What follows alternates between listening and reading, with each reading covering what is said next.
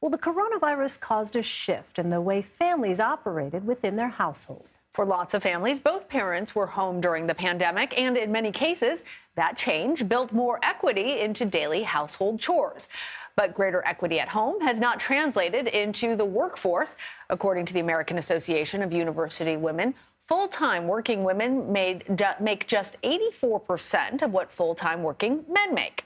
And with more people returning to work, there are concerns about what will happen with domestic equity in the house. Joining us now is Daniel Carlson. He is an associate professor of family and consumer studies at the University of Utah. Welcome, Daniel. Thanks for being with us. So the study looked at opposite-sex households specifically. What sort of a shift did the coronavirus pandemic cause in how those households are raising their kids?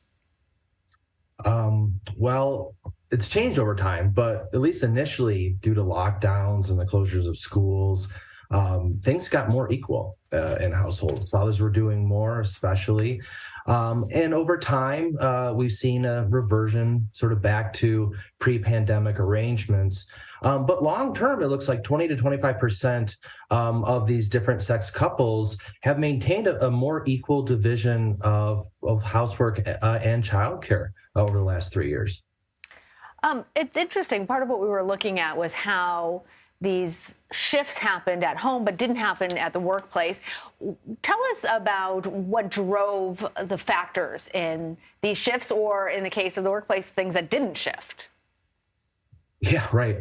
So, I mean, when it comes to the pandemic, everything changed, right? I mean, so much shifted. So there were obviously the changes in access to domestic and care supports. So we lost the ability to go to restaurants, right, and to eat out. We, lost obviously childcare, and we lost in-person schooling. Jobs came into the home for a lot of parents, right? A lot of them were working exclusively from home, which led to not only the ability to maybe attend to those increases in domestic demands, but also increase the probability that those things would conflict, right, with your work schedule.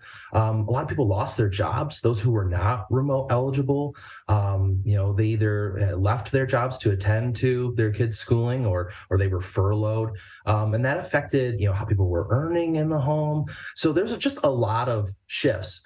When it comes to housework and childcare, what we see is that those couples where things got more equal, it was fathers who were working remotely, especially, and it was the mothers who stayed attached to the labor force.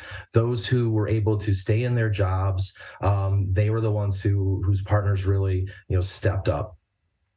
Well, so now that we are 3 years in, it's hard to believe it's been 3 years. How much, Daniel, are these shifts that we saw actually holding up?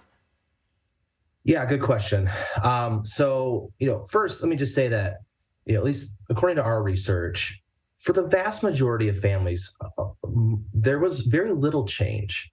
So, when it came to, mothers staying in the labor force or being out of the labor force, 80%, didn't really see any changes. When it came to how couples were dividing labor with respect to childcare and housework, again, 60%, we didn't really see much change. But around a quarter of these families, things became more equal, and it stayed that way. And then for the remainder, there was this temporary shift really early on, and then they moved back to doing things the way they were prior to the pandemic. We're talking about households, same-sex households, and often cases that have children. I'm wondering what your research found about kids as more and more parents are returning to in-person work. Yeah, good question. So here's what we know about this. There's still about 10% of kids who have yet to return back to full-time in-person schooling. They're being, homeschooled by their parents still, or learning remotely. And those decisions are being driven in a lot of respects by continued worry about the pandemic. Thousands of people are still dying from this on a weekly basis. Our research suggests that half of mothers are still very worried that someone they know will contract the coronavirus, and 40% of fathers are still very worried. So children's lives have not returned back to normal. And parents are under a lot of stress still. So, a lot of things have shifted back, especially with respect to employment, to the way they were. And parents, they were very stressed early in the pandemic, but that has not abated. Parents are still very stressed, and obviously that's going to have a large impact on kids.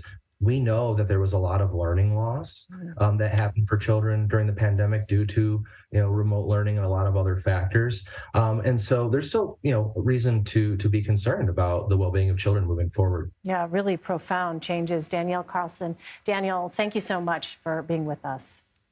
Thank you.